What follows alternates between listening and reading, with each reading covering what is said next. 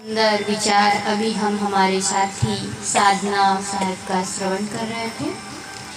वाकई में नारी जगत जननी है, वही समाज कहना चाहिए संसार का सृष्टि करता है।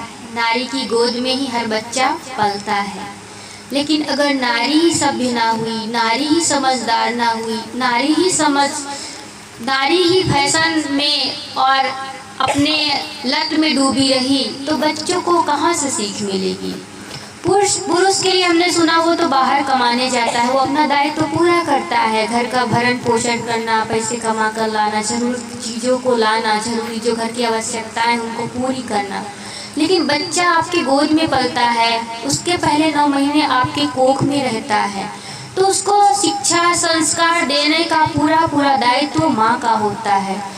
आज हर घर में कलह है, झगड़ा है, कंकास है, किसके कारण? कौन सा सबसे बड़ा झगड़ा है? हर घर में सबसे बड़ा झगड़ा है सास और बहू का, ननद और भाभी का, देवरान और जेठान का। ये सबसे बड़ा झगड़ा है। इसलिए कहते हैं कि अगर एक स्त्री सुधर जाए तो पूरा परिवार सुखमय हो जाए।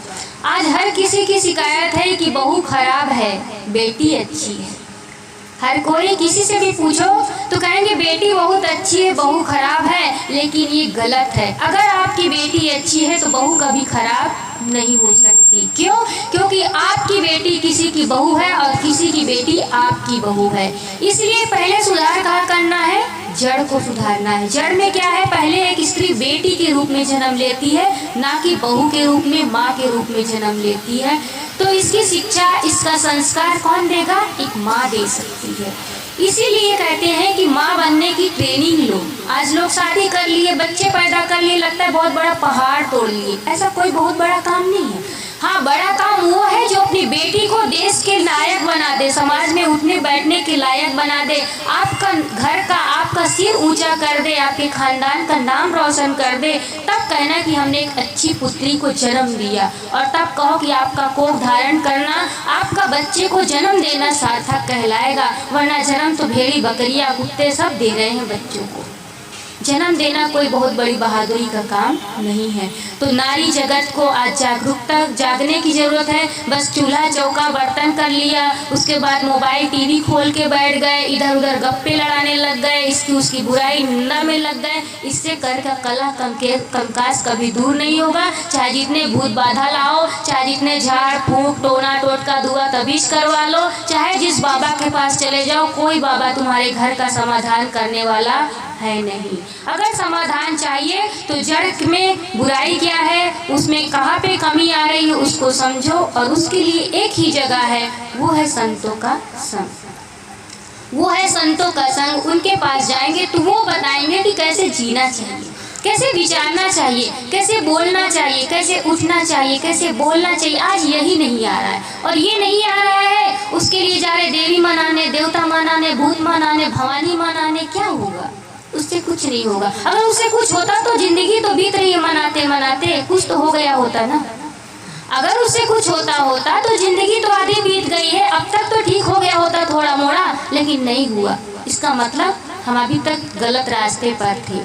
तो सही रास्ता पकड़े, और सही रास्ता बताने के लिए आज आपके द्वार पे, आपके आंगन में कितनी दूर दराज से साध्वी संत पधारे हुए हैं। उनके वचनों से आप लाभ लें, अपने जीवन को सुधारें, बनाएं। इसी के लिए सत्संग है। वरना आज व्यक्ति हर चीज़ बनाता है, घर बनाता है, गाड़ी बनाता है, बंगला बनाता है, सब कुछ बनाता है, शरीर को सजाता है, कपड़े को सजाता है, लेकिन अपने जीवन को ही बिगाड़ देता है, अपने मन को ही बिगाड़ देता है, अपने स्वभाव को ही बिगाड़ देता है, अपने विचार को ही बिगाड़ देता है। तो सब कुछ बना करके बनाया क्या?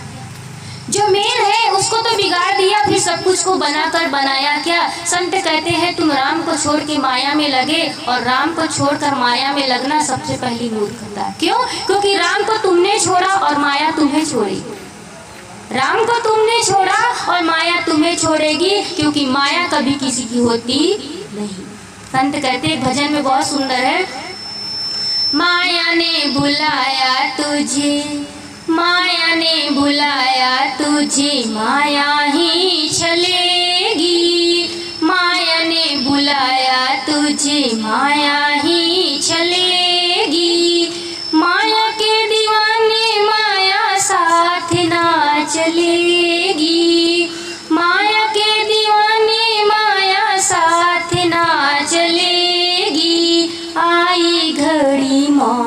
की तो टाल ना टलेगी, आई घड़ी मौत की तो टाल ना टलेगी। माया के दीवाने माया साथ ना चलेगी। क्या साथ जाएगा? घर के लोग साथ जाएंगे? कुछ साथ जाने वाला नहीं है। साथ जाएगा तो अपनी कर्म कमाई जाएगी। अपना सुंदर स्वभाव, अपना सुंदर संस्कार लेकर के ही हम साथ में जाएंगे। तो बहुत ही सुंदर विचार हम हमारे साधना साहब का सुन रहे थे कि नारी जगत का उत्थान हो तो पूरे समाज का उत्थान हो सकता है। इसके लिए नारी को आगे आना होगा। फैशन में आगे हो, साड़ी गहना खरीदने में आगे हो, हर चीज़ में आगे हो। तो अच्छी बुद्धि, अच्छी शिक्षा, अच्छे संस्कार को प्राप्त करने के लिए भी आगे बढ़ो और वो आप सब कर सकती हैं। और इसी क्रम में हमारे बीच